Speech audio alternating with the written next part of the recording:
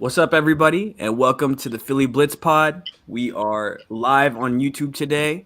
I'm Parth. I'm here with the whole gang. How you guys doing? Doing good, man. Doing good. Disrespected. Doing Since when great. do we not get mentioned by name? I'm Quill. Listen, I was gonna let Pierre. everybody go. And we got Coach my bad. Tag with us. Since when? Listen, We win I was 11 gonna let everybody games. finish our We introductions. start That's my acting bad. different. All right, listen. Eagles fans. Listen. They took the picture 11-1. They knew it was gonna happen, so we got to act a certain way this week. Well, also, before we get started, I wanted to give a big shout out to Pierre for graduating. Not sure if you're excited about it or not, but congratulations to you and all your hard work, bro. A lot of big things to come. I appreciate it, man. Appreciate it. Yes, sir. And second, sorry for people who are listening to this after. Be sure to subscribe to YouTube and turn on notifications, because that way you'll be able to see that we go live, and you can tap in, ask questions, and just come hang out with us. But Yeah. without we got further a lot ado, more. We got a lot more content coming on the YouTube as well. oh yeah, big time. So be on the lookout and turn on notifications. So man, 11 Let's and get 1. into it. How you guys feeling? How's the weather? I mean, sunny, bright and sunny. Bright and sunny. Feels great. It's a crisp 76, sunny day outside. Nice little breeze. Beautiful. The hell are you guys at? It ain't crisp out here. Listen, It's always sunny in Philadelphia. Coach, what do you it's mean? clear, but Yeah. it's not 76. I'll tell you that much. Spoken like a true non-resident of Philadelphia right now. It's definitely not 76. Not with the way they Definitely play. not 76. We can make it I'll 75 give it sunny. or 77. It is sunny. Not 76. It is sunny. But the weather is beautiful as always. But so is our football team. Basketball team is still breaking my heart. We're not going to talk about them. Quell and I had a nice conversation about that yesterday and how to cope with it. We're not caring until February, everyone. That's the way. So we're going to do. But Eagle season is over. We'll be back. exactly. And Once that's going to be Christmas- after February, of course. Yeah. Huh? For me, like after Christmas, that's when I'll really get into the Sixers. I don't really care right now. Why are you doing this? Why are you going into pain so early? What you mean? You could I don't take know if I played any 2 other months way. of pain off of that. You could take 2 months of pain off of that. You are But willingly regardless. trying to stress yourself out. Forget that, man. We're an Eagles Washington podcast. Rivers, Coach We're Eagles James. podcast. We're an Eagles podcast. But let's move into we got segments now. We're polished and a nice machine like that. So let's hit the 3 and out. Should we let's start with first down. Are there real threats to the Eagles in the NFC? We got a big division game coming up this week. The one game we've lost has been in division, and I mean, the other team in the division that I haven't mentioned is probably one of our biggest threats. So, are they real threats or are they frauds? I honestly think that question remains to be answered, but we're gonna find out on Christmas Eve. If I had to put names to faces or whatever, I'd say the 49ers and the Cowboys. But looking at San Francisco with them losing Jimmy Garoppolo, and Brock Purdy's gonna have to start some playoff games for them. I don't know if I recognize them as a legitimate contender or a threat to the Eagles. Yeah. I mean, don't get me wrong. Brock Purdy looked good the other day. He looked better than he looked since his freshman year in college, honestly. I think that's the thing about Kyle Shanahan, though. I feel like his offense is like the most quarterback friendly in the league. I mean, it is. Man. He always catches lightning in a bottle with the backups. It's crazy. See, you guys keep focusing on the offenses of these teams, right? Yeah, that's what I was just about What's to the engine that makes this train go for the Eagles this year? It's our offense, right? So for me, I'm looking at the defenses of these other teams. And San Francisco, obviously, right? Like, when I look at who could potentially be like a risk for the Eagles moving forward, it's teams that take the ball away. If you can take the ball away, limit shots downfield, and take the football away, that's the kind of defense that would scare me. And the way that San Francisco does things on their offense, like it's proven over years of stats, results and things like that. In the Shanahan system, the quarterback, it's the most friendly quarterback system in the NFL right now. Like it's just, and that's, I don't want to say a plug and play for quarterbacks, but it's the closest thing to a plug and play for the quarterback position in any sort of scheme in the NFL. It just, because it makes things easy for them. Play actions, right?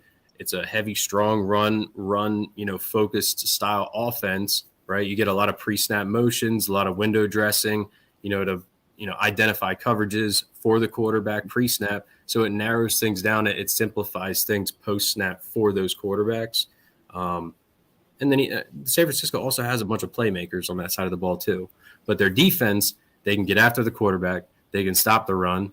They don't really allow a lot of deep shots down the field. Like what are they allowing? Like 18 points a game on average or something like that this year or less? Yeah, they're right with us. Yeah. So I mean, they're a team that's quote unquote scary or a threat to the Eagles. The Cowboys, you have to recognize them as a threat to the Eagles. It's just what it is. They have a really good defense. They take the ball away. They sack the quarterback, right? Like those are things that you have to look at against the Eagles, because the only loss that the Eagles had this year was against a team that took the ball away, right? And limited those shots downfield. And how do you limit shots downfield also is you keep the football on offense. Exactly. So like what did the Redskins do? Time of possession, plays run, right? Throughout the entire game. I mean, they were dominating the Eagles that entire game with time of possession and then the turnover battle. I'm pretty sure we talked about it after that game, just, on our group chat, is those two things really decide football games at the end of the day. Time of possession, who wins the time of possession battle, and then who wins the turnover battle.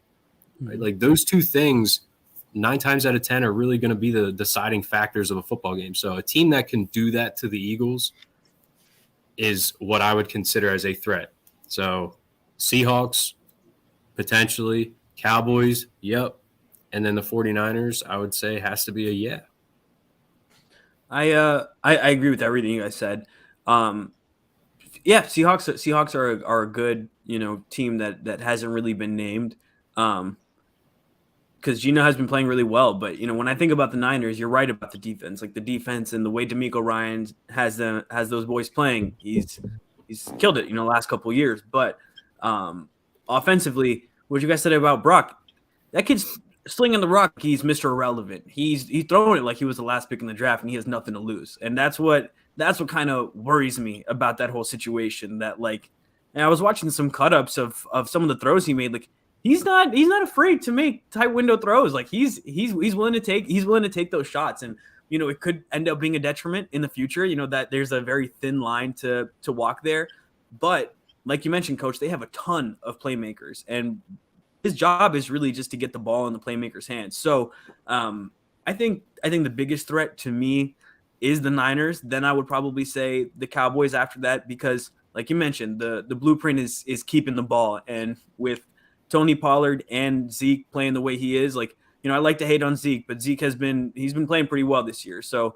at the level that they're playing, and they have Dak back now, it's definitely a threat. I like the way that we were able to game plan against the Cowboys, and that gives me a lot of faith. And that's why, although these teams, they're scary, they got a lot of talent, whatever, the way that our coaches have schemed this year has really, really been inspiring. Like the way that we put Micah in a bind throughout the game with the RPO stuff that we were doing, I haven't seen other teams really be able to do that. Or try to do that as much, or be able to do it successfully, because a lot of it comes from the personnel we have. A lot of it comes because we have Jalen Hurts. But I like the way that our offense and our offensive play callers are able to scheme around weaknesses and perceived strengths that other teams have. So to answer that question in the end, there are quote unquote threats, but I think if the Eagles are firing on all cylinders, I don't think there's many teams that can stop them. I mean, if you think about it, the biggest threat for the Eagles right now, if you look at it, is the Eagles. Like, that'd be like they're the biggest threat to themselves. And it's annoying to say that, like, oh, they're the biggest threat to themselves, but if they are able to just keep their foot on the pedal and, like, you know, keep winning these games, that Cowboys game might not even matter as much, but seeding is going to be so massive in this playoff run, because if we can have those 2 playoff games at home, it's huge. And, you know, not have to play an extra game. Those are really big things that can help you out. And we saw the impact of having playoff games in Philadelphia in January in 2017. So, and even well, no, never mind. I'm not going to finish that sentence, but 2017. Because the Golden Tate, that was in Chicago, wasn't it? Yeah, that was in Chicago. That was the double doink. Yeah. Oh, and that was the same year as the quadruple doink. Oh my God. It all goes back to the Sixers, man. It all goes back to the Sixers. On to second down. On to second down. So wait. Before we move on, I actually didn't even get a chance to adjust the question. But I'm here to push an agenda. The 49ers defense is not good. Now, of course, you're gonna laugh at it, but I've been doing some research, because I mean, I've been trying to prepare for this question in general for a long time, and I've been doing some research. And I mean, don't get me wrong, I'm gonna give you a list of opponents the 49ers have played up to this point, and you sit here and tell me if you think, and then I'm gonna give you one extra stat, and you sit here and tell me how daunting you think this team is. In week 1, this 49ers team played the Bears. In week 2, they played the Seahawks. Formidable. Week 3, the Broncos. 4, the Rams. 5, the Panthers. 6, the Falcons. 7, the Chiefs. 8, the Rams again. Looked like they had a bye week, week 9. Week 10, the Chargers. Week 11, the Cardinals. 12, the Saints. 13, the Dolphins. If you ask me, I see 2 formidable. I mean, of course, you might could say Seattle, but I see 2 legitimate foes on that schedule so far that sits here and say that will at least have a chance to challenge your defense, and that being Miami last week and Kansas City a few weeks back. Which you don't put the Cardinals in there? Huh? No. You don't put the Cardinals in there? No. Formidable? So, so is it just because it's late in the season? Like, would we consider them a formidable opponent that we played? No. That would be my question. No? Okay, just not at all this year. No. That's a bad team. It's a really bad team. But so wait. Why you pushing one agenda? Are you ready to come up off of the other one that you're always pushing? He might get fired, y'all. I'm just hoping it comes down to Kingsbury or Cam, because I don't understand how Cam kept his job in general for 20 years. I mean, he's been a GM for about 8 or 9 at this point, I believe. But he's been in Arizona for like 20 plus years. I just don't understand the luck him and Howie Roseman have. But I mean, I guess Howie's pretty good at his job now. Howie's been hooping.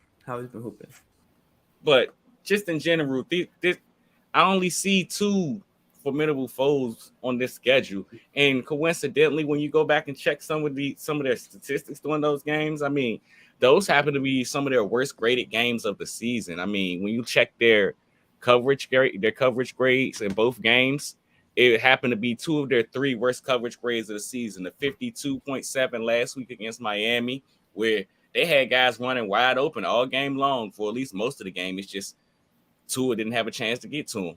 And then you go back to the game against the Chiefs, they had a coverage grade of a 39.8. Clearly, Mahomes giving them so much problems. And the wide receivers, or lack thereof wide receivers, the offense in general. But seems like when that defense has a chance to be tested, it raises some questions, at least against good schemes and good quarterback play. And I mean, when you check out the rest of their opponents, I mean, like I said at the top, I didn't, as much respect I like to show to all of those. They're all NFL teams. Russell Wilson doesn't scare me. Week 1, Justin Fields doesn't scare me. Like, they did have a bunch of games against a bunch of teams that you arguably should have won. The only difference is they didn't have Jimmy G not Jimmy G. They didn't have Jimmy G in for a few of them. But once they made the change at quarterback, I mean, they started beating teams they should have beat, for lack of a better term. Yeah, I think they're a good defense. So I don't know. I don't know what else to say to that. I just think they're a good defense. I look at the names, the players they have on that side of the ball, the defensive coordinator that they have, the history, right? Just looking at their track record the last handful of years. Like, I guess how I see it personally is, would you can't say consider that the they're Steelers not. a good defense? What's that? I guess how I see it is, would you consider the Steelers a good defense? They have their moments of being a good defense. They also have their moments of not being a good defense. When TJ Watt's not healthy, they're not a good defense. Which brings me to the 49ers got arguably the defensive player of the year. I mean, some people want Micah, some people want Bosa. It's really a coin toss at this point. But of course, your defense gonna look phenomenal when you're playing with the defensive player of the year. And you sit here and you say you look at names. Isn't the point that they haven't? No, I'm not saying it like they're not supposed to have him, but I mean, the same way we schemed against Micah and took him out of the game, if you can scheme against a guy like Bosa and remove his impact from the game, how scared are you of that defense? Are you really scared of the secondary? Fred Warner still scares me. Fred Warner really damn good, but outside of that, I feel like you can run the ball against the 49ers. You say Fred Warner's not that good? I just said Fred Warner's really damn good. Not even 3 seconds. All right. I just misheard. I just want to make sure. I almost fell through my floor. Oh, no. I think Fred Warner might be the best linebacker in football. But, I mean, if you want to sit here and tell me two players out of 11 will make a whole defense, then, sure, let's roll with it. Dallas might have the best defense in football then.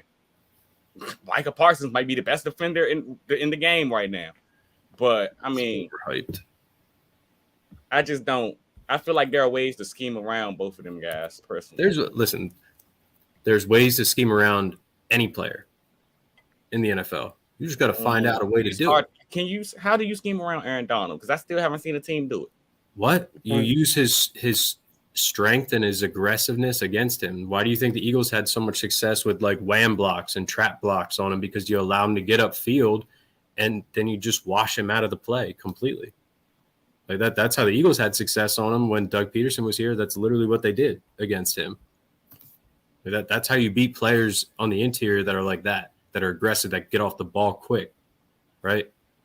I think it's actually probably harder to scheme against a two-gap and nose guard that's like strong, like Jordan Davis. Yeah, because they can running the ball than it is a guy like Aaron Donald running the ball, honestly. Yeah, running the ball especially. I get that. But moving along to second now. The way I phrased it was just a discussion around the Eagles and their ability to have sustained success. Like I think, you look at the early 2000s and you see how, what was it, three or four straight NFC championship games, and a Super Bowl appearance in there. It seemed like every year, they were in contention for a playoff spot or a Super Bowl. Looking towards Howie and, how they've been, since he took over, it's been a bit of a struggle trying to, maintain or achieve sustained success. So the question I have for you guys is, how long can this iteration of the Eagles roster, how long do you guys think they can contend?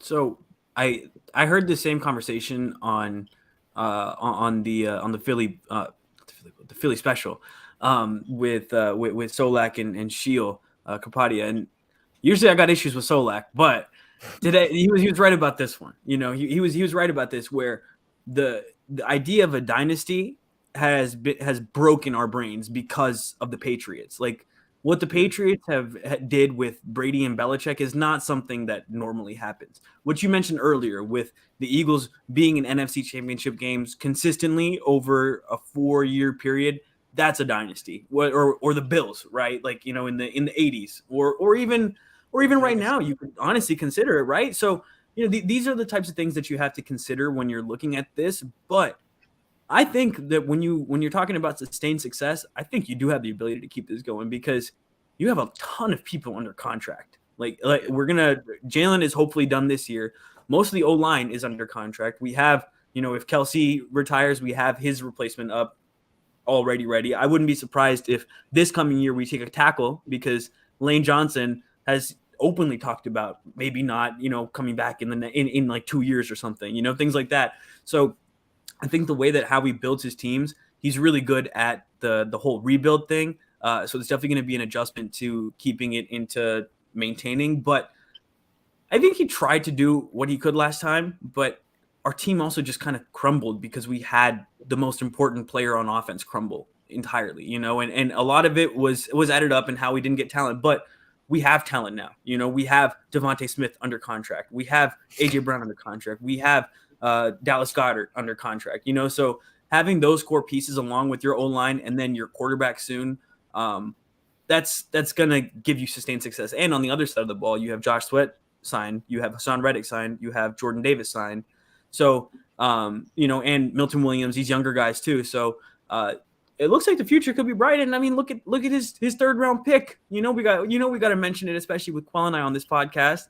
Nakobe coming in and balling out in his limited snaps, leading the team in tackles, TFLs. Like how he's been hitting. And the name of this, it can be a very up and down game, hot and cold, but how he's been hitting recently. So, if that theme can continue and trend upwards, sky's the limit. I mean, to address the first thing that you said, I wouldn't necessarily agree with the fact that the Patriots broke our brain, because when you think about this game, like just historically, Patriots just happen to be one of the few dynasties. I mean, think back to the Cowboys. It's not like there weren't dynasties in the league. The Patriots weren't the first dynasty. But 15 years, 10, 15 years, bro. Yeah. That's the point. It's how long it was. If your whole thing, that's why I say I don't think the Patriots broke our mind, because if your whole thing about the dynasty is just consistent success, then you got teams like Green Bay, teams like Pittsburgh. Like there are teams that are quote unquote successful in this league. Now, the only difference between New England and those is championships. They were winning rings. The other teams probably weren't. And then you talk about the Eagles and like how sustained successful they were going to 4 NFC championship games. I mean, they had 1 Super Bowl in that time. So, I mean, hit or miss type of thing, in my opinion. At least how I like to view it is why this is sustainable is because the difference between what Howie was doing last time and what he's doing last time, I mean, this time is if you check the Philadelphia's roster's age or the average age of that unit, the first time in 2017, they were one of the oldest rosters in the league. And continue to try to build a Super Bowl unit around one of the oldest rosters in the league. This year, if you check the Eagles roster unit, the average age of the Eagles roster is 26 years, 6 months, and 1 day to this very day. So, I mean, like you said, you got guys under contract, but more importantly, you got a bunch of building blocks that you don't have to worry about how long are they going to be in their prime and things of that nature. You just look at it. You got AJ, who you just signed to his 4-year extension. I think he's 25? I think he's 24. Hasn't been paid yet. 24? Smitty hasn't been paid yet. It was 25. The only thing that honestly concerns me about this whole thing is probably the cornerback room at some point, given the fact that Slay and Bradbury are pretty old. But I mean, like you said, Pierre, I mean, maybe even the defensive line, but knowing Howie Roseman, our first pick will probably be an edge this year or a tackle. So I'm pretty sure the defense along the D-line. Yeah, whichever one's on the board, whether it's Will Anderson or Jalen Carter, it's going to be one of the two, assuming 2 quarterbacks go early and the Saints keep losing. But I feel like Howie, I don't want to necessarily say he learned from his mistakes or necessarily say he didn't learn from his mistakes. He just has he has a better starting point this time than he did last time. I mean, we like to say the Eagles' first Super Bowl win was them lightning striking in the same place happily. I mean, nobody really heading into the season expected that versus this team. Like I said in the article before the season started, Philadelphia was never meant to be the hunted. They're supposed to be the hunter. But this roster is built to be the hunter for years and years down the road. Yeah. I mean, I think there's an opportunity for them to be able to sustain the success. Honestly, I think a lot of this kind of falls on what happens with Jalen's contract. What you mean? You think whether people want to admit it or not or recognize it or not, that's going to take up a massive chunk of their cap. It is. And eventually you're going to have to sign a lot of these guys that we talk about being under contract along the offensive line, defensive side of the ball, these draft picks, right? They're eventually going to have to get signed in order for you to sustain the success, unless we keep collecting draft capital and we just keep turning it over with young talent, which in reality, it's not extremely realistic to think that way because you're going to miss on a lot of prospects. So to think that if we do just turn the talent over by collecting the draft capital and we just hit constantly on these prospects, right? I think that's it's not realistic to think that way. So his contract and mainly for me, that's just my concern is the contract portion of it, because that's going to end up being a trickle down effect on a lot of other areas, because we do have guys that are signed to big contracts right now, right? Like we do have guys on roster that are signed to big contracts. I mean, our number one receiver, deservedly so, has the contract that he has. That's going to be a chunk, right? Am I right? Yeah. So like Dallas Goedert also just got re-signed. Like that's going to be a chunk every year. You have linemen that are higher draft picks, right? Not Mailata. You know, I'm not talking about him, but Lane Johnson, he still has a decent amount on his contract, right? Mm-hmm. Right. So like all of this stuff, like that's my area that's concerning is the money aspect of it, not necessarily the talent or the youth on the roster. The youth on the roster is beautiful. Like they're extremely young in a lot of important areas, which is perfect. Those young players, they keep playing the way that they're playing, they're going to get paid. They're going to get paid. And if they don't get paid, then we got to find somebody else young to replace them and hope that we hit on those guys like we did with the previous guys that just left. You know what I mean? So yes and no. Yes and no. I think Jalen's contract is dependent on that. So I'm sorry, Pierre. Yeah. Just a quick question. Oh, you go ahead. Does Howie Roseman's like philosophies in terms of how he goes upon his team building, like the way he pushed contracts back, the reworking of the deals, basically all we've seen him do with like the likes of Lane Johnson or so, Fletcher Cox, to help push the team in certain positions cap wise. Does that help give you any faith that even with the potential Jalen Hurts contract lingering, that yes and no. Be able to figure it out? Yes and no, but like you know this, you have to have guys that are willing to do that to their contracts. Like we just happen to have guys that have been willing to do that with their contracts, or be released and then re-sign on another on a 1-year deal like Fletch, right? Like those things you have, like it's a relationship. Yes, Howie has great ideas of doing that, and he's great at doing it, but the players that he's doing it with, they also have to be willing to want to do that. Mm-hmm. You know what I mean? So like we're talking about things that are unpredictable. We can't predict how people are going to react. You know what I mean? How they're going to see it and their decisions that they're going to make.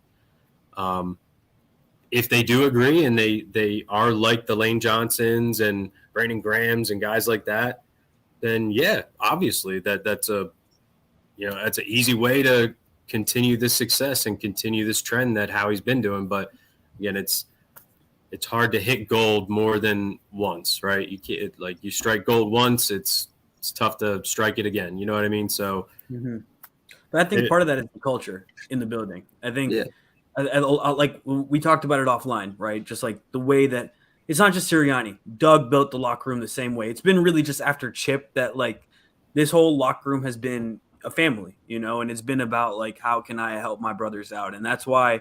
You know, this whole team, it seems like, and you're right, Coach, it's a whole new team in there, but it seems like the way that they approach these situations is just like, how can I help the team out the most? It's not like they're not getting their money. You know, they're still making their money, but it's just like, how can I, you know, give us the best chance for sustained success? And personally, like the way that Jalen runs this locker room, to me, it would not be a surprise at all if that sort of thing were to happen. And one more thing before you go, Pierre.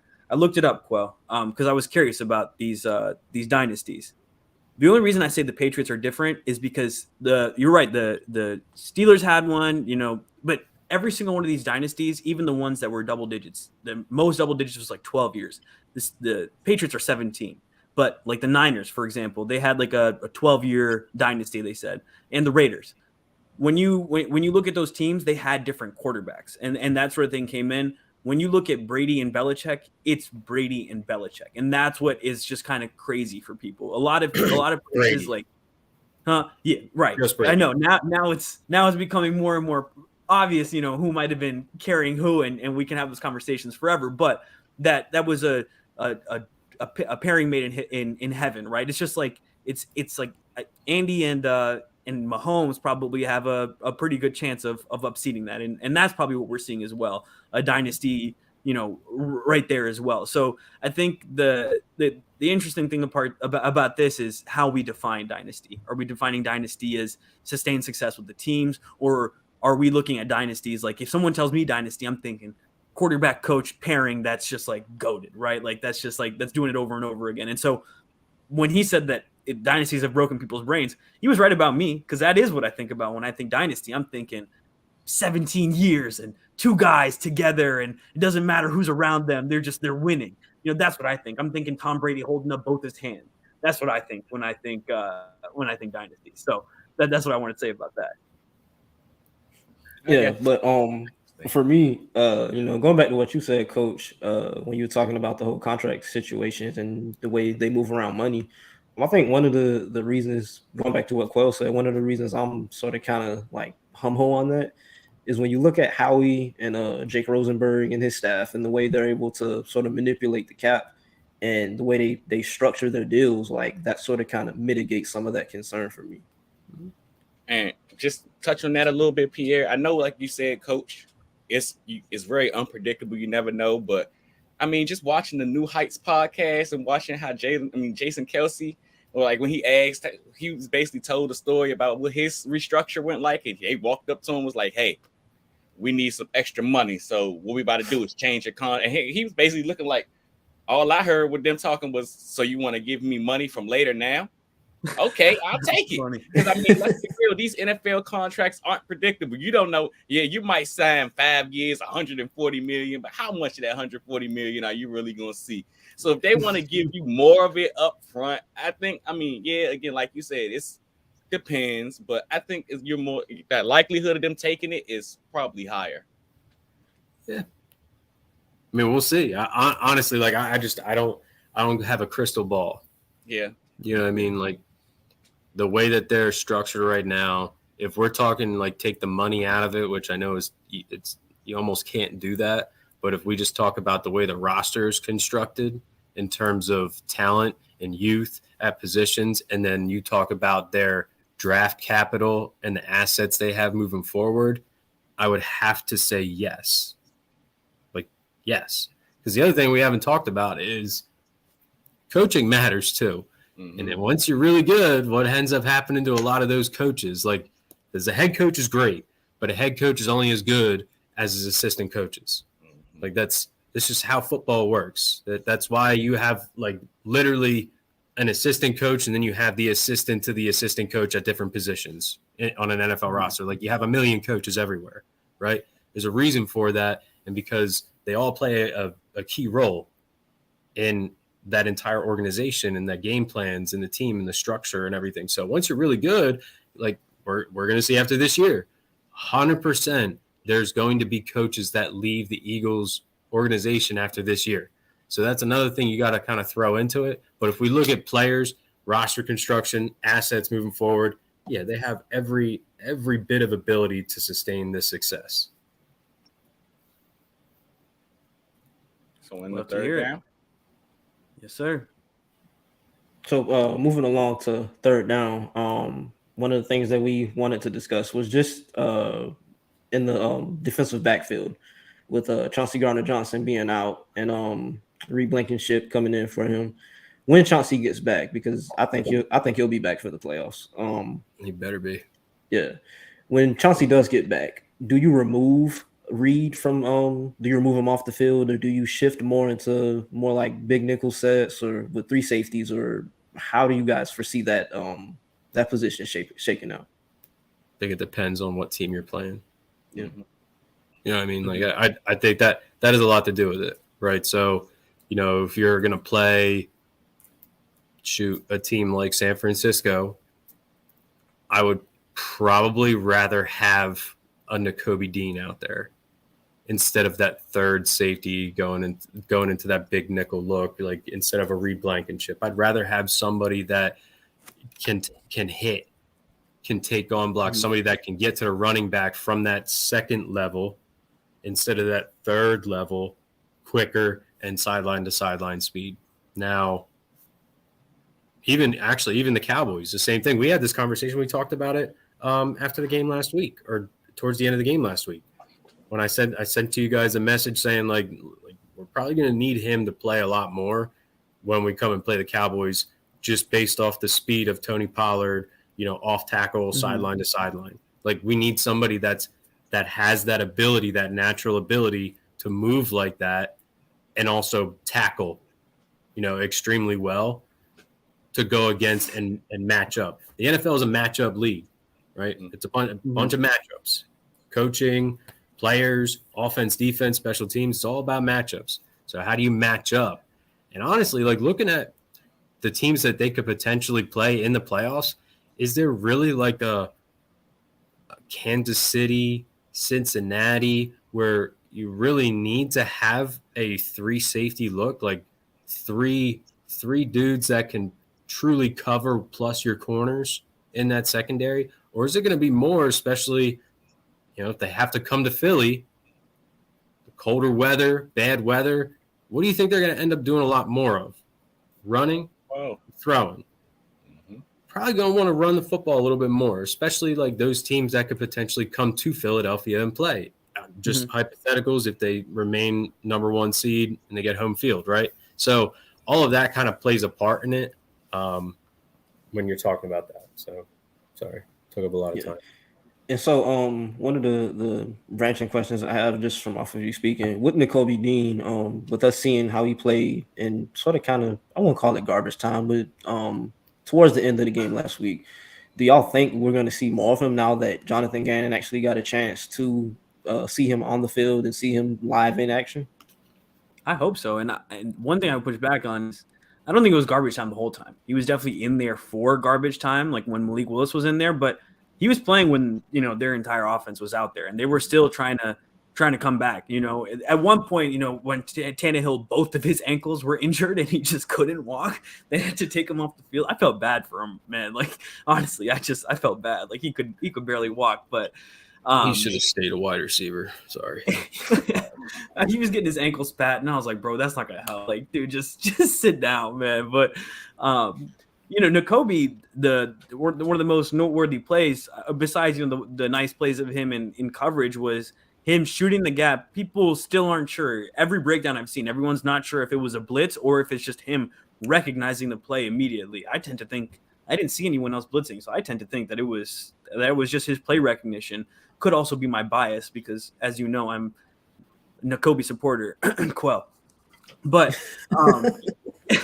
but I think just some of the plays that he made. There's a play where he's getting held and he's tackling Derrick Henry with one hand. These are plays that he's a football guy. We talk about hoopers and basketball. He's a football guy. He's a ball player. He's out there and he likes to hit and he's good at it, man. Like, the way that he's flying around, I don't think Gannon has a choice but to play him. And I know that it's tough. And Gannon, personally, if you ask Gannon, I'm sure he would rather have Reed, CJ, and Epps out there, just because we've talked about it before. He's a D-backs guy. He's a D-back himself, and he wants the guys out there.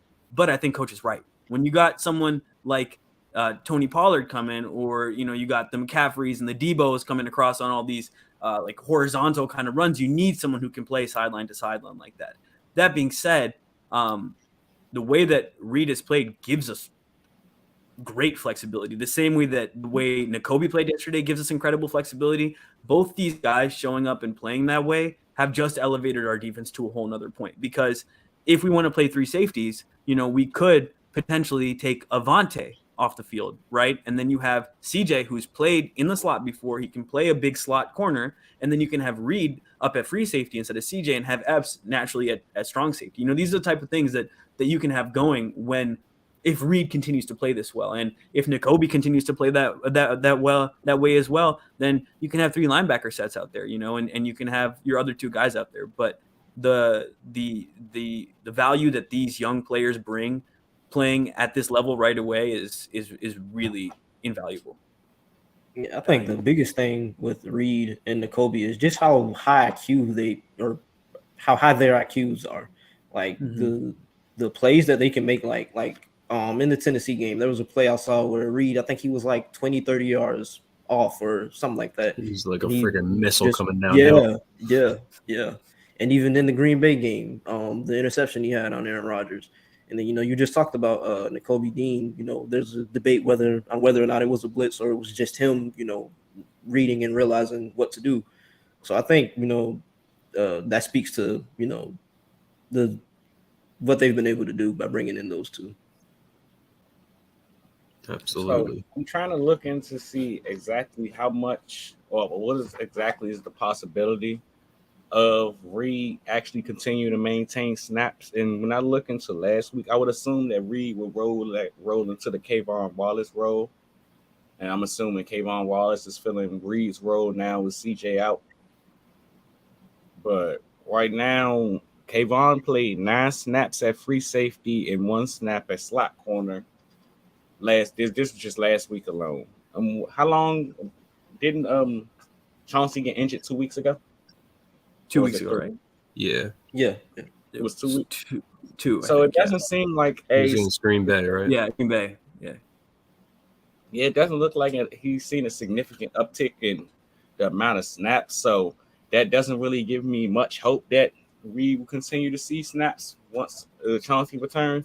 But it does give me something to be excited about, given the fact that now, I mean, kind of like similar like you just said about Nakobe Pierre.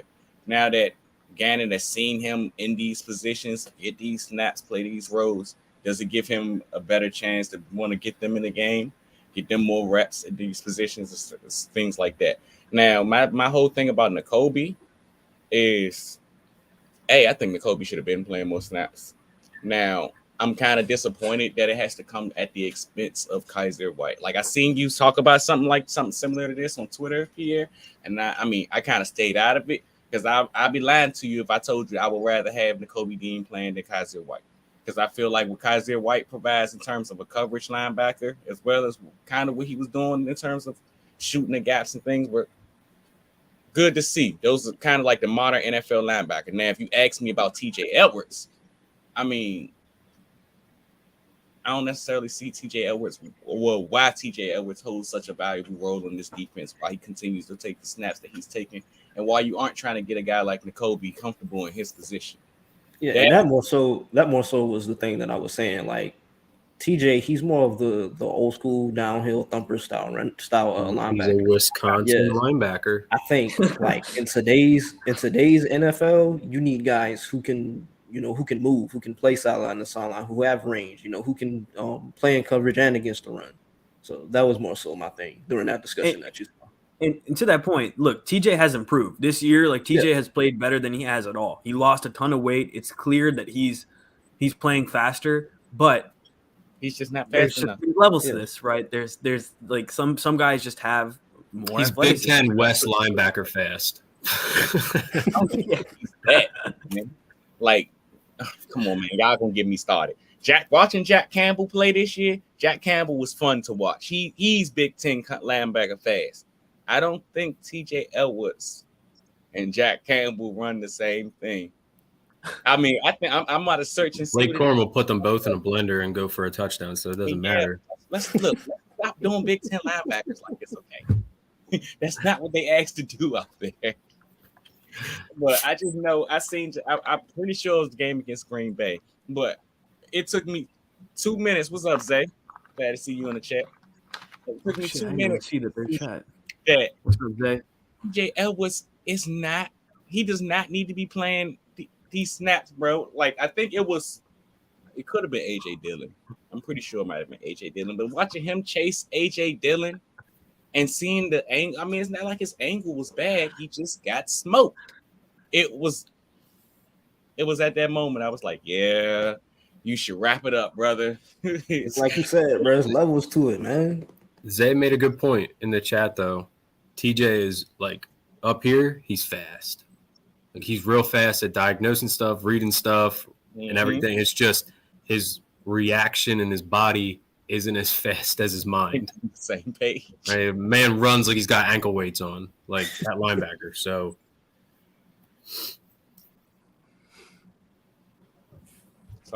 we love you, TJ. Unnamed.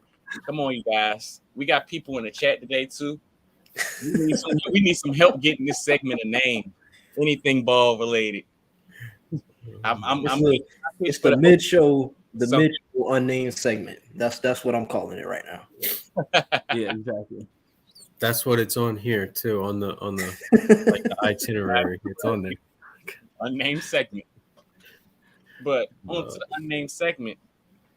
There seems to be this big thing going around that Patrick Mahomes is your league MVP and the race is not particularly close. Yet every time you see Jalen Hurts play football, makes you wonder why the rest of the world doesn't, but not necessarily the world, because I've seen some channels, some media platforms give Jalen Hurts his respect. I've heard PFF say that they believe, or some from PFF say they believe that Jalen Hurts should be unanimous MVP. But we don't want it. We want rings. I mean, yeah. But the question right now is, how big of a threat is Jalen Hurts to Patrick Mahomes in this MVP race? I think he's got to be right in there. Yeah. There's no way you can't. But dude, this comes down to the anti-Philadelphia bias. All right, I'll put on my tinfoil hat, but please, like, come on. Everyone hates Philadelphia, and anytime anyone is successful, Joel Embiid has balled for years in a row, and they gave it to Jokic back-to-back MVPs. Not gonna lie, like Carson Wentz, 2017. Hateable people, in the MVP conversation. Oh, this Deshaun Watson, this. Oh, Patrick Mahomes, this. Carson Wentz was balling. We had the number 1 seed in the NFC locked up by the time he got injured, but he wasn't getting any attention, any respect for that. Oh, it was Brady too that year, but. You know, it wasn't Mahomes. Yeah, it was Brady. Sorry. But yeah, you know, like anytime any of our players are playing well, they'll always find some other guy from another team and focus on him. It's easy to hate Philadelphia. The entire world loves the Cowboys. So who do you hate on TV? The Eagles. You can't say the Eagles have a good quarterback. I think a lot of it also though comes back to the eye test. Like I still think there are people who don't think Jalen plays the game, I guess maybe aesthetically enough pleasing in their eyes, like as a passer, versus Mahomes. You know, you look at everything he does, the off-platform throws, the sidearms, the 50, 60-yard bombs. Like, I think that holds a huge weight in the discussion as well. Yeah, I mean, Mahomes is the pretty girl at the prom. Yeah. Is what he is. Like he's the pretty girl at the prom, and Jalen is like just that chick that gets like the freaking 40% off dress and just decides to go to the prom by herself, right? Like she's the heart of gold. She is the heart of gold. She's the real winner. She's the real catch. Like she could be like your best friend, right? Like friend zoning, best friend, and like she don't really wear makeup, nothing like that. She doesn't even know how to use like a damn straightener, curling iron, all that crap. She don't put the pretty eyelashes on, nothing, right? But like she's fun to have a conversation with. Like she's cool, right? Like that's Jalen. Just watch a Hallmark movie and you'll know who your MVP candidate is. But my issue with the MVP, my issue overall with the MVP is what does it stand for? It stands for most valuable player, which is the most valuable player to their team, right? Mm-hmm. Jalen Hurts has to be the most valuable player to his team of anybody in the NFL. Look at the effect that he has at every layer of the offense. Like he doesn't just throw the football. He doesn't just throw the football downfield.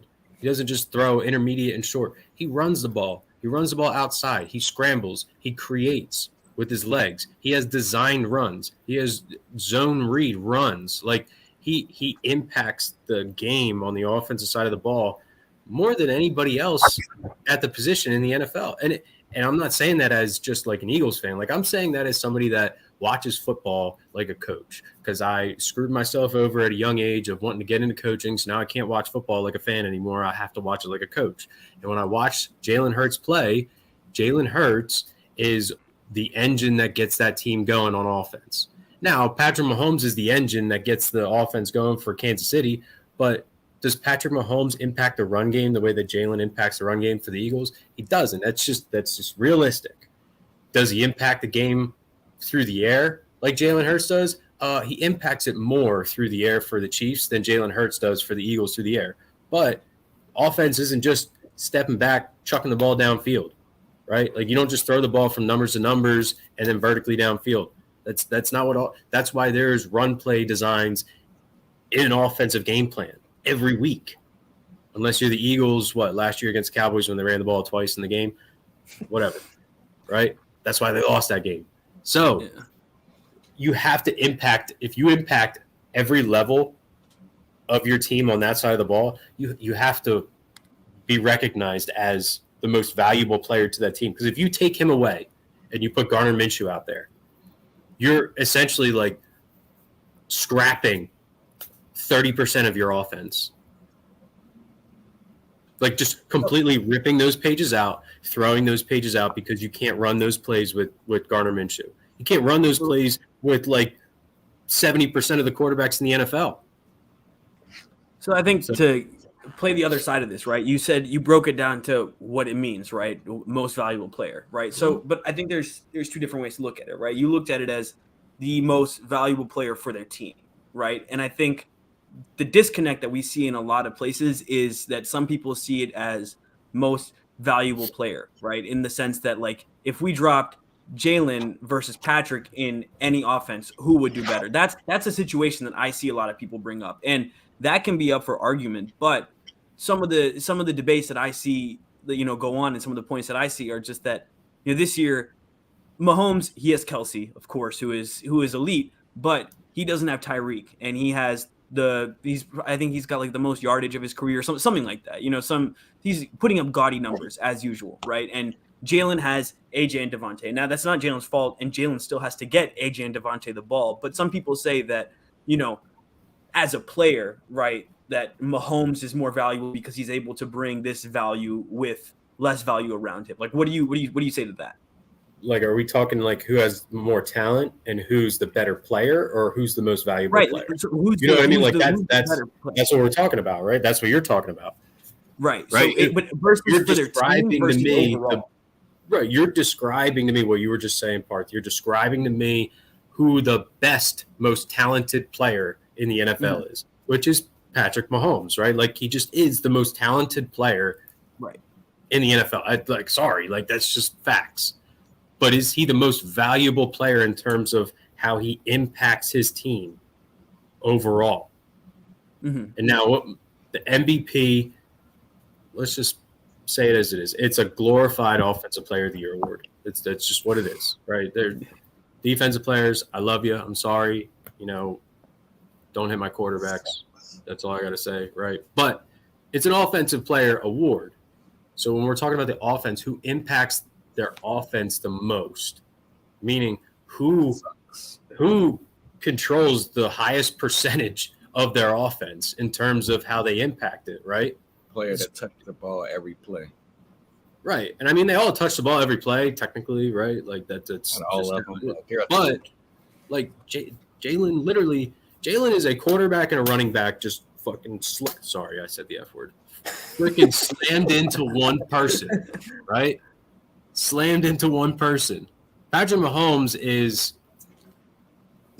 not a running back mixed with a quarterback. Like it's just not.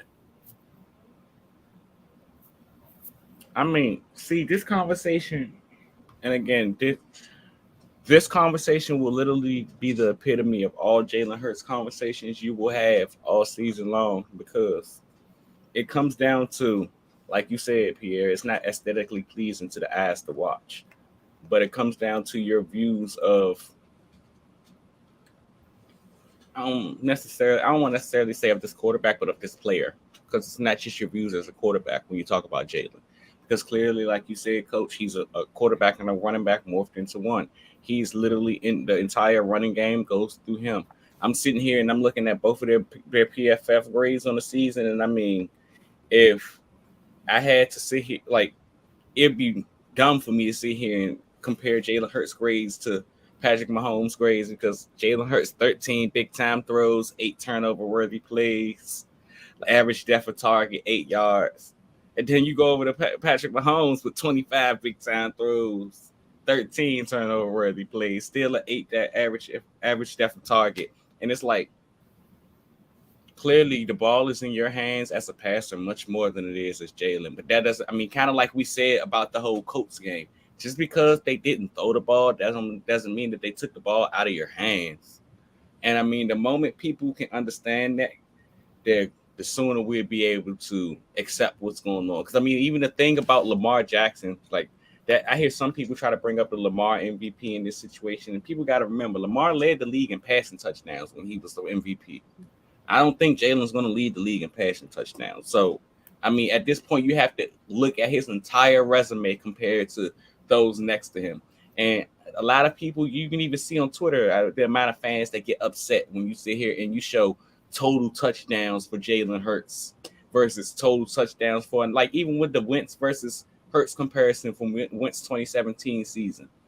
I think Jalen has 20 passing touchdowns on the season. So then he has 12 9 rushing, right?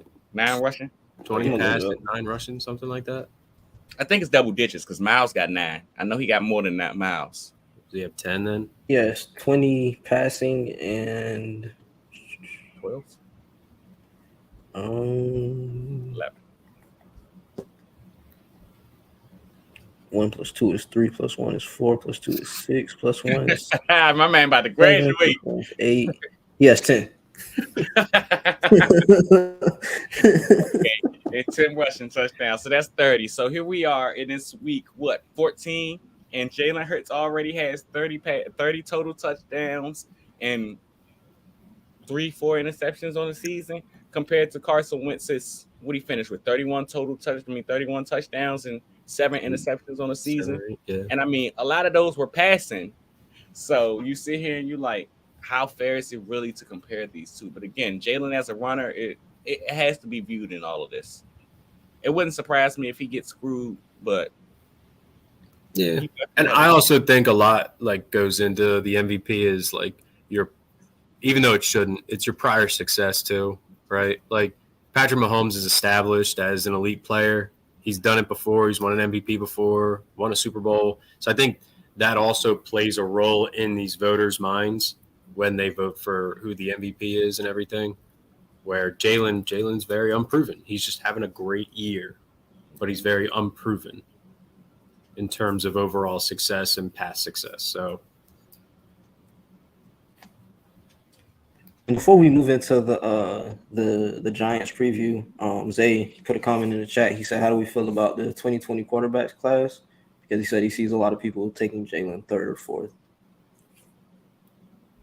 Say that one more time. So for you guys, Zay, he put a comment in the chat. He said, how do we feel about the 2020 quarterbacks class? Because he said he sees a lot of people taking Jalen 3rd or 4th in the, I guess, quarterback rankings. So how do you guys feel about the 2020 QB class? That's the Burrow and the guys, right? Burrow, Tua, Herbert. Yeah. Hurts. Oh, that's difficult, man. That is very hard. That is very hard. Well, you better keep going. You started. They just say it's very hard, man. You gotta answer the man's question. Yeah. Joe Burrow won clearly. Super Bowl appearance, first overall pick. It's hard to argue against.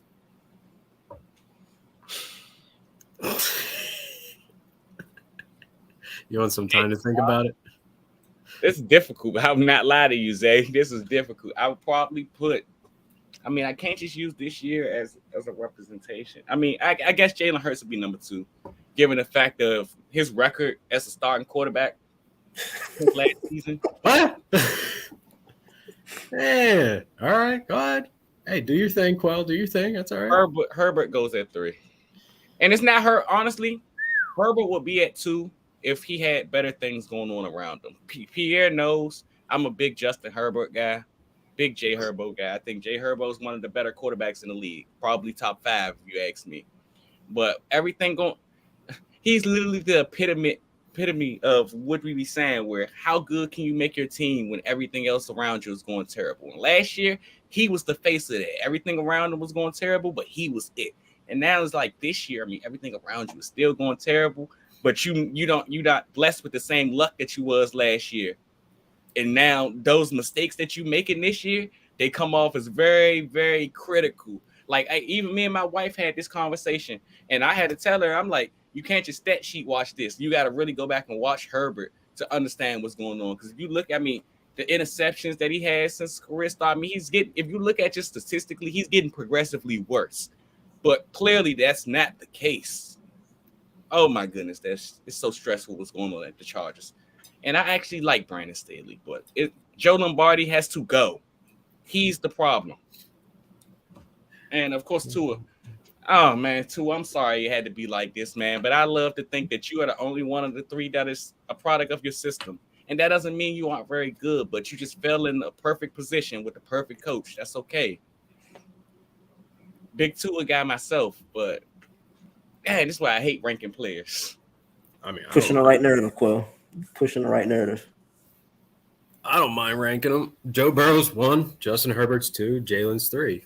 It's how it is. Why we all hate Tua? Tua's playing very well. I know. Tua's not playing better than Jalen. Same arguments with the exception of the running back. I like Tua. We can make Jalen. We can fight with Pierre about this. I like Tua. He's not playing better, and he hasn't proven to be better than Jalen in the NFL yet, right? Just hasn't. And he's definitely not better than Justin Herbert or Joe Burrow. Joe Burrow is definitely 1. I think we can all agree Joe Burrow should be 1, and it shouldn't be anybody else. You know, he's not Mr. Flashy, but Joe Burrow does everything that you want a quarterback to do. Joe Burrow does extremely well, and he's extremely consistent at it. That's why Joe Burrow is number 1. That's why Joe Burrow was the first overall pick. That's why Joe Burrow took LSU, brought them out from under that rock, and they won a national title. And that's why Joe Burrow took the Cincinnati Bengals to the damn Super Bowl last year, right? It's because he does everything you expect a quarterback to do. He does it consistently and at an elite level.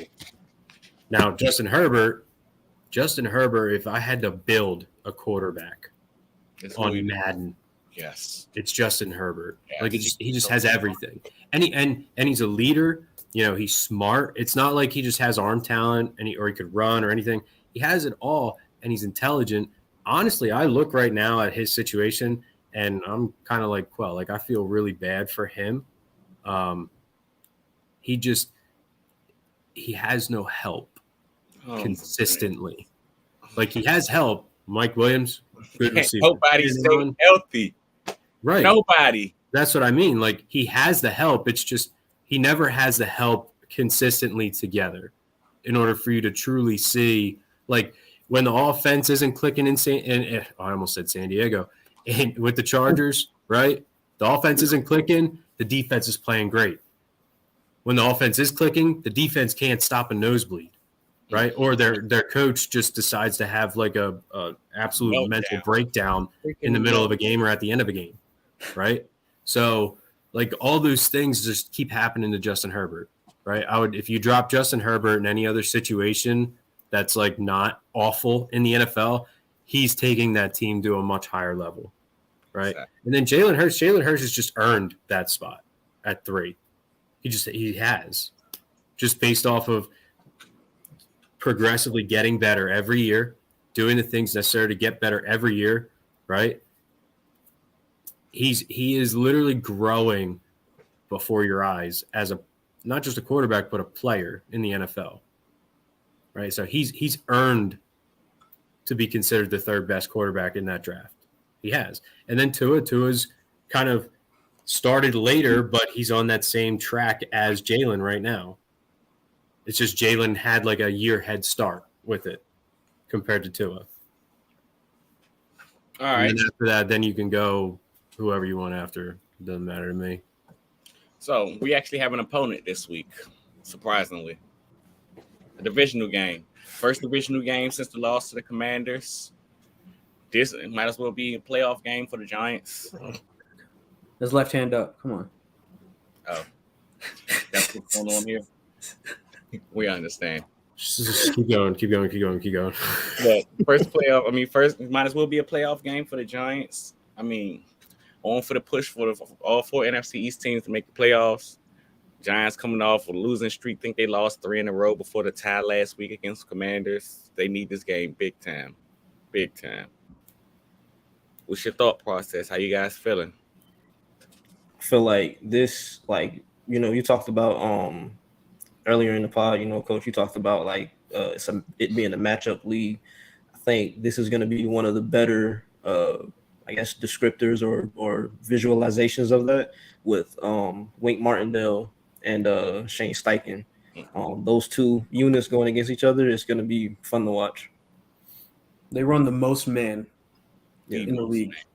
The most man.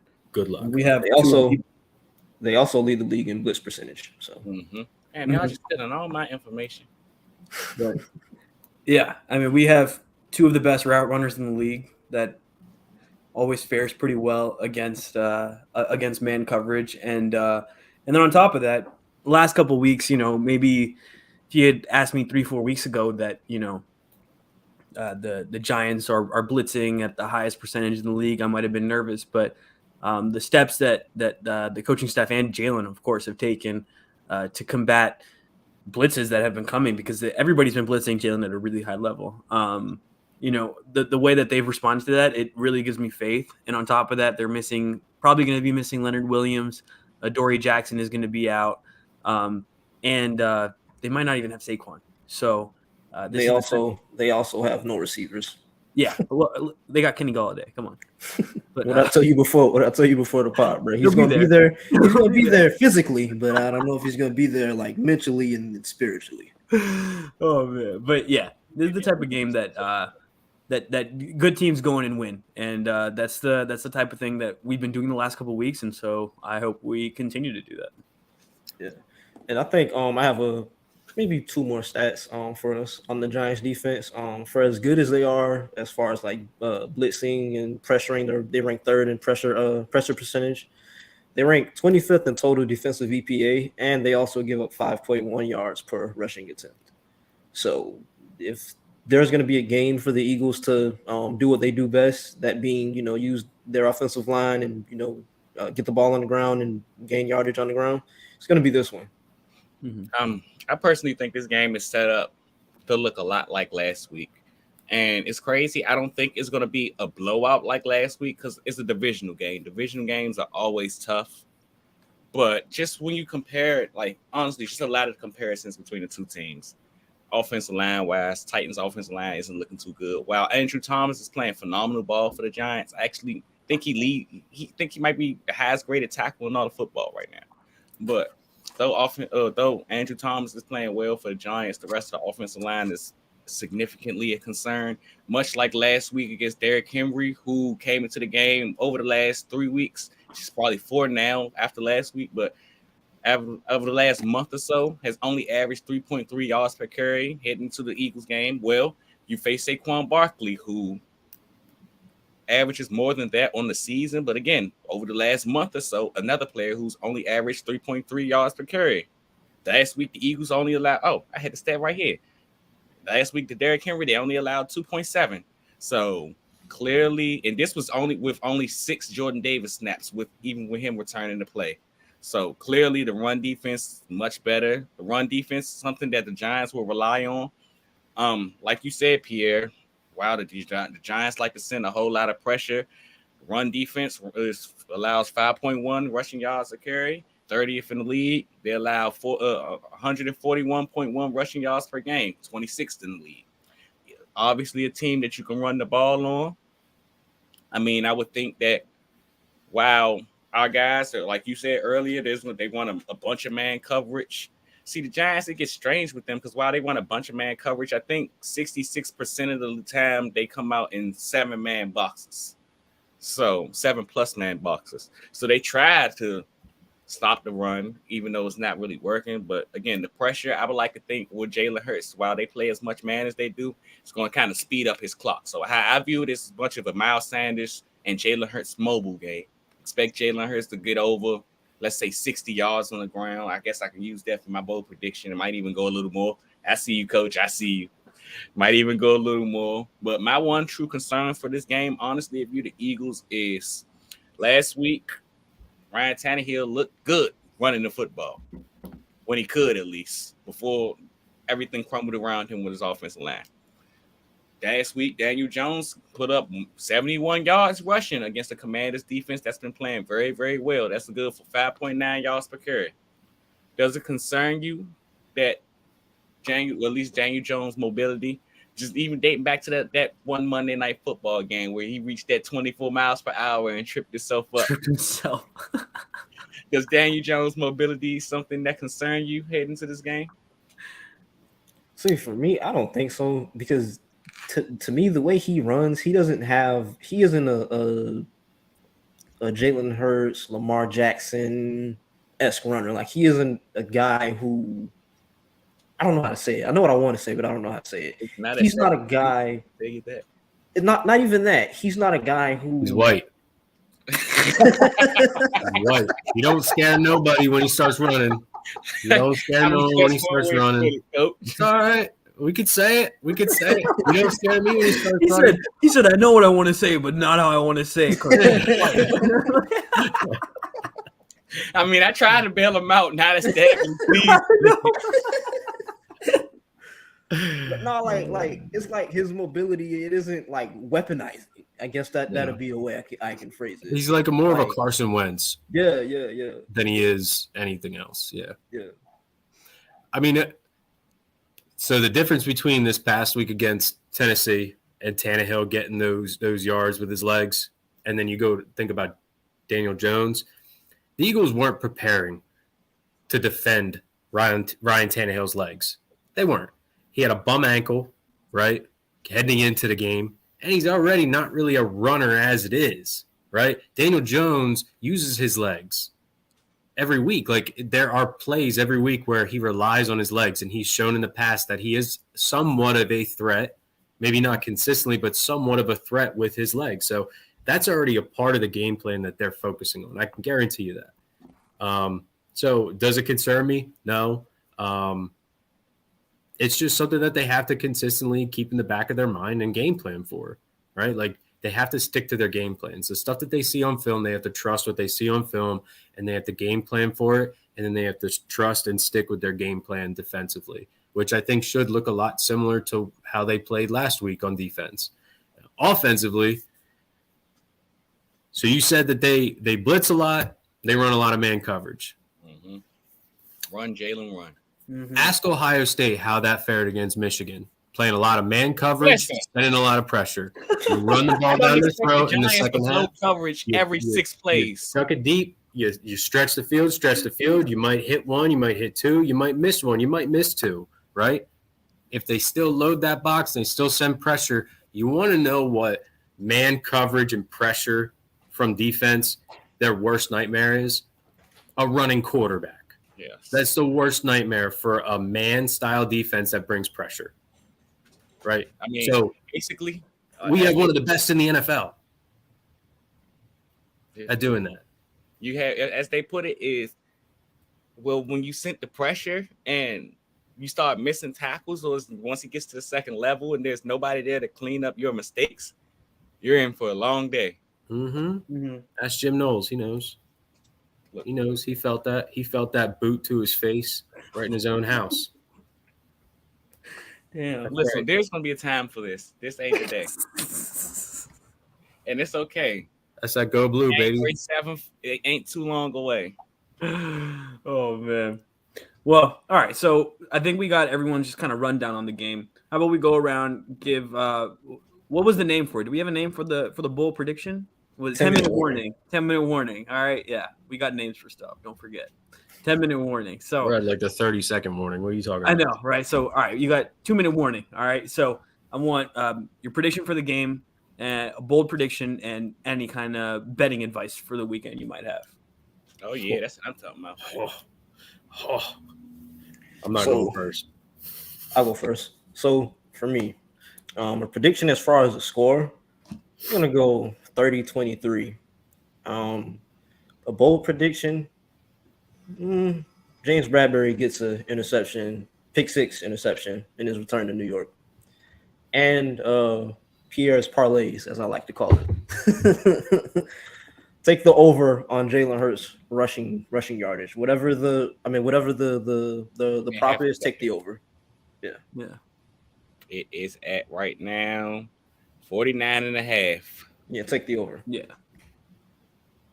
So All right, I can go next. So my prediction and bold prediction are kind of the same because my score prediction for this week is going to be 17-35. I think we come back and just run it up on them. Like this is 35-17. You know what I'm saying? Okay, there we go. That Come sounds on. better.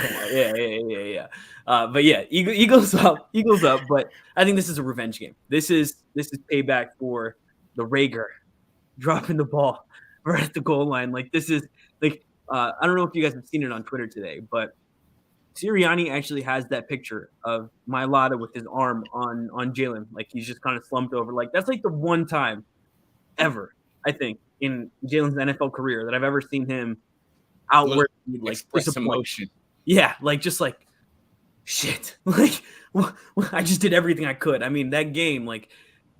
Oh, that's he hurt his ankle. He did everything he could to bring us back into that game. And at the end of it, sometimes the ball just doesn't bounce your way, and it bounced off of Rigger's hands. So, but I think this is the type of game where we're exercising demons. Sirianni had it up because he wants that picture to be a representation of what that locker room is like. That you're always there for your brother, and that after that moment, we've lost 2 games.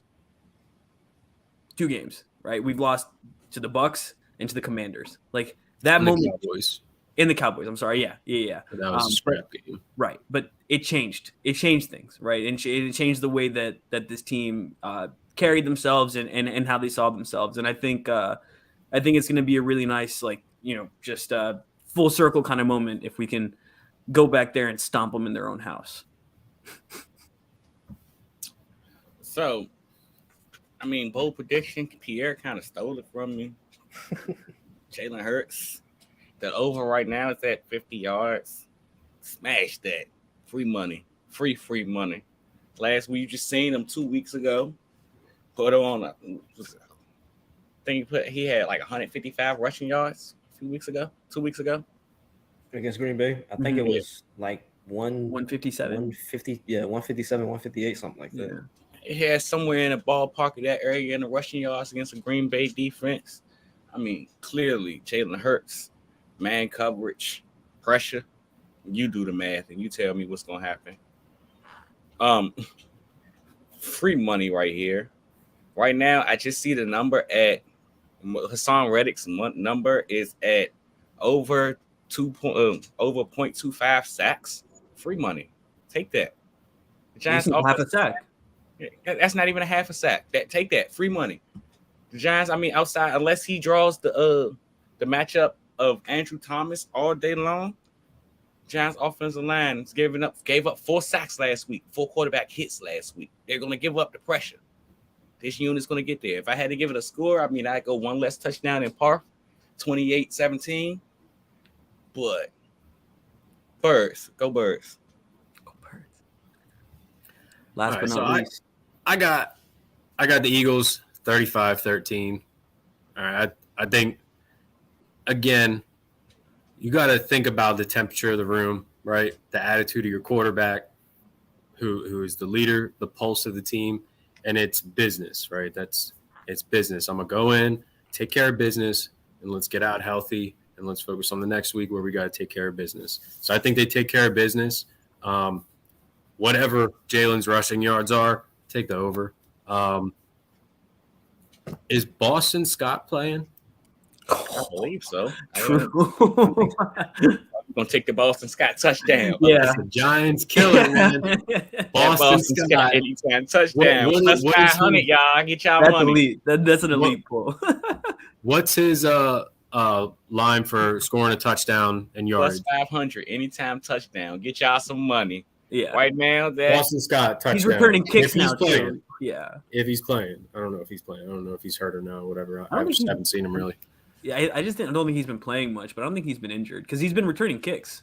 $20 turns into 120. There you go. Boston Scott, anytime touchdown, take it. Eagles 35, what did I say, 13? 35-13. Yeah. And Jalen Hurts, whatever the rushing yards are, I don't care if it goes up before game time, take the over regardless. And the Reddick sack. That's a nice little parlay right there. the Philly Blitz parlay right there. You got Hurts over on rushing, Reddick over on sacks, and Wait. Boston Let Scott. me write that down. Oh, I've been putting it in my head. I never bet, but this feels like it's a winner. I don't know what to say.